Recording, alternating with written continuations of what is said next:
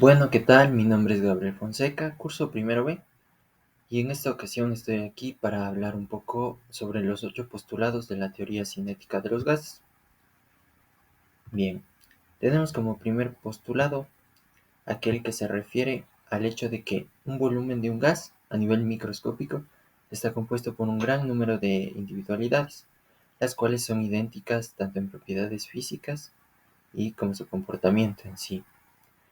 Bien, este postulado implica que aunque las partículas tengan velocidades y direcciones diferentes, las variables termodinámicas como la presión, la temperatura y el volumen son el resultado promedio del comportamiento de todas estas individualidades. Por otro lado, el segundo postulado nos dice que las partículas individualidades de un gas son de dimensiones despreciables en comparación con las distancias que las separan o recorren. Esto significa que el volumen ocupado por las partículas es insignificante en relación con el volumen total del gas.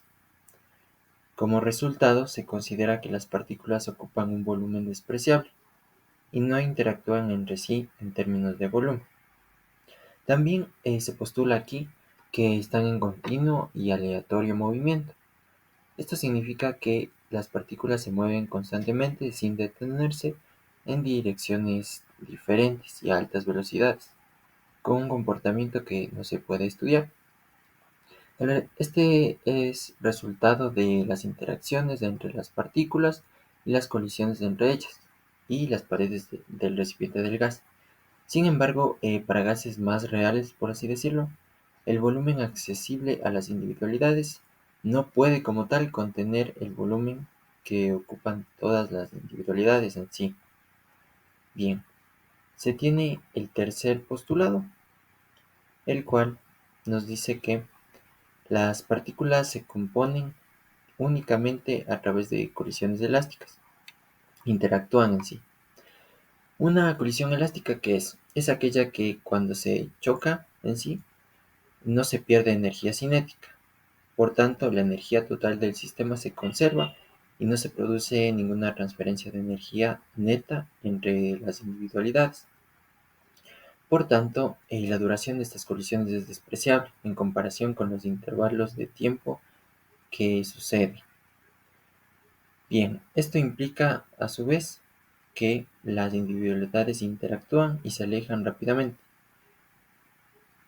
Esta hipótesis nos permite analizar la distribución de velocidades de las individualidades de un gas a través de la teoría cinética de los gases, en funciones, por ejemplo, de temperatura, utilizando los modelos como la ley de distribución de velocidades de Boltzmann. Sin embargo, para gases más reales, al interaccionar las individualidades, se reduce la presión que ejercen estas en los límites del sistema termodinámico. Bien, como cuarto postulado tenemos que hay ausencia de fuerzas externas, ya que las partículas se mueven en línea recta y velocidad constante y colisionan entre ellas o con las paredes del recipiente.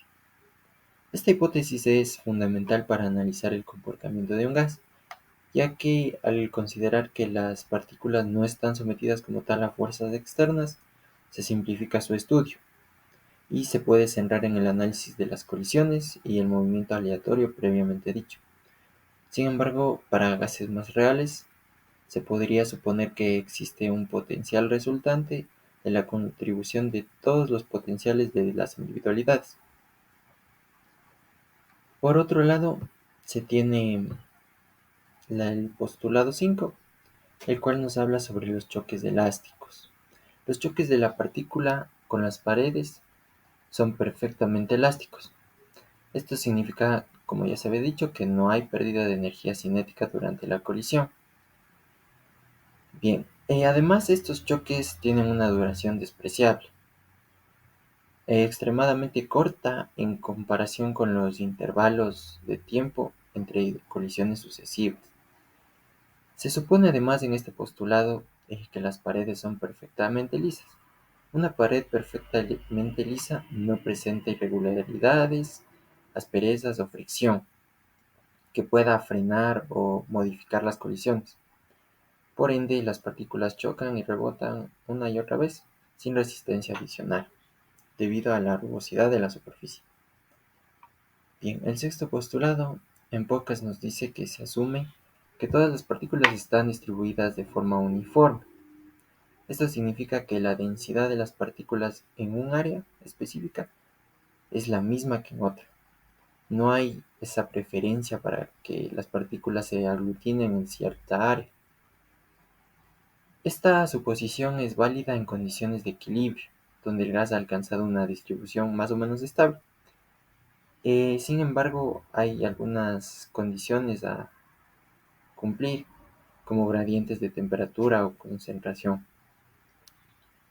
Por otro lado, se tiene el séptimo postulado, el cual nos habla sobre las leyes de Newton. Toda y cada una de las individualidades cumplen las tres leyes de Newton. Tenemos la ley de la inercia, en la que eh, las partículas de un gas tienden a mantener su estado de movimiento o de reposo, a menos que sean influenciados por una fuerza externa, que como se había dicho no hay. Tenemos la ley de la suma de las fuerzas, en la cual establece que las partículas del gas experimentan fuerzas resultantes, las cuales dependen de las fuerzas aplicadas a ellas. ¿Cuáles pueden ser estas? Las colisiones entre las mismas partículas o las colisiones entre las paredes del propio recipiente. Finalmente tenemos la ley de acción y reacción, en la que se ejerce una partícula ejerce una fuerza sobre otra, y esta, en reacción, genera una fuerza de igual magnitud, pero en dirección opuesta, sobre la primera partícula. Se producen simultáneamente.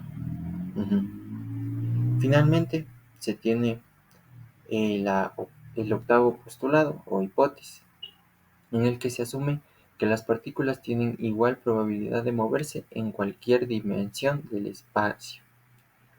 No hay preferencia, como se había dicho, a una partícula estar en determinada zona.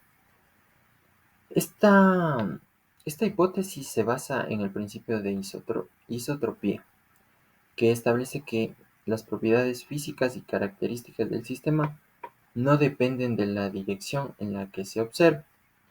Por ello, en el contexto de las partículas de un gas, esto significa que no hay orientación de estas a una zona preferida.